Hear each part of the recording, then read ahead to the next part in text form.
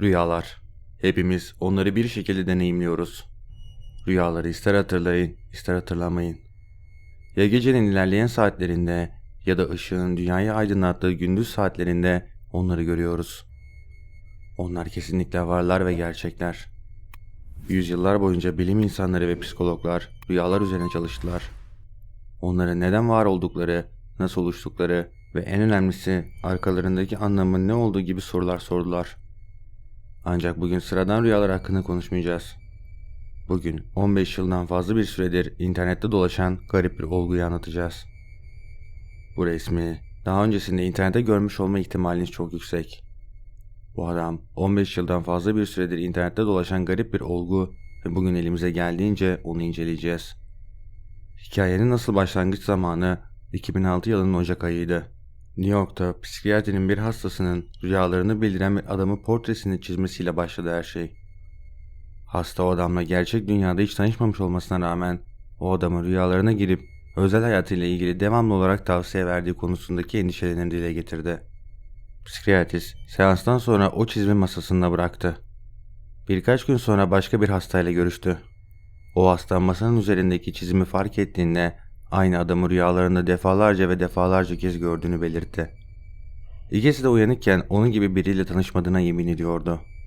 Psikiyatrist merakla o çizimi sürekli tekrarlanan rüyalar gören hastalar ile çalışan birkaç psikiyatriste de gösterdi.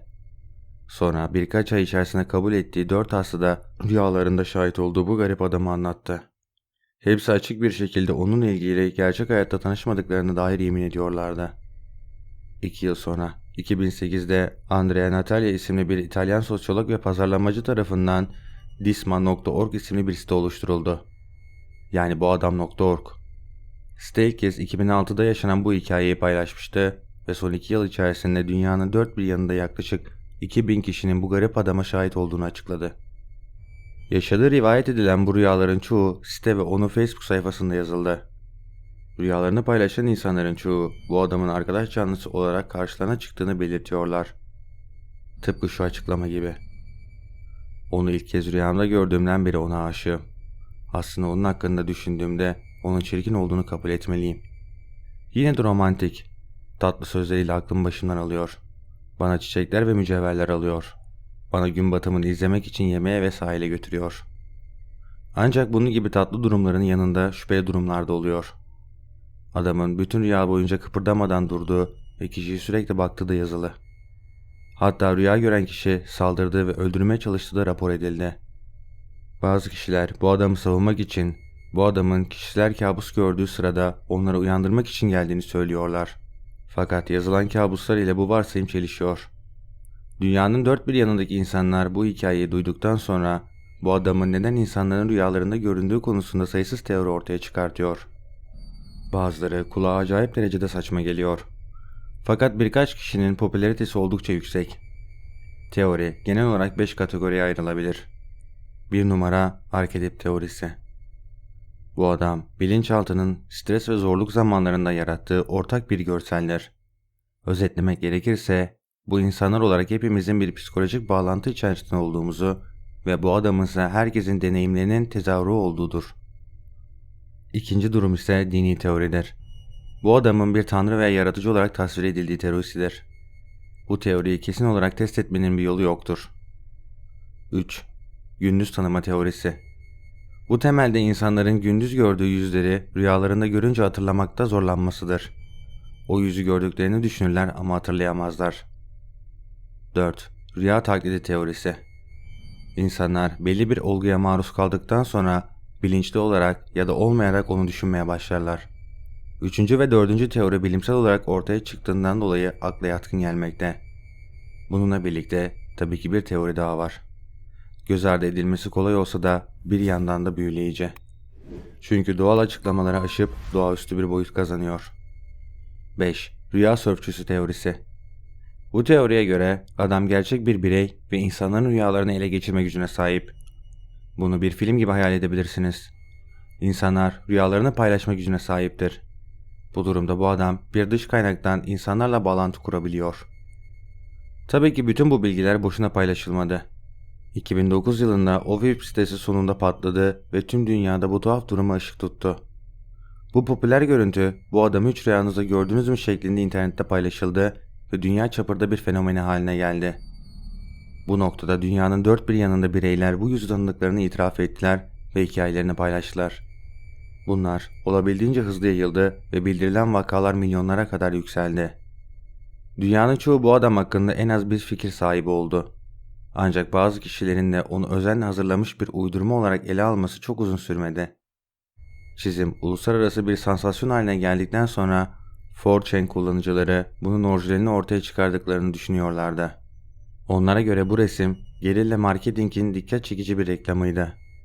Çünkü Disman.org, gerillamarketing.it sitelerinin sahibi aynı şirketti. Bunun ne anlama geldiğini bilmeyenleriniz için gerilla marketçilik, reklamları bir şeyi tanıtmak için şaşırtıcı ve alışılmadık yöntemler kullanmaktadır. Bu durum o rüyalara girdiği iddia edilen bir adamın portresiydi.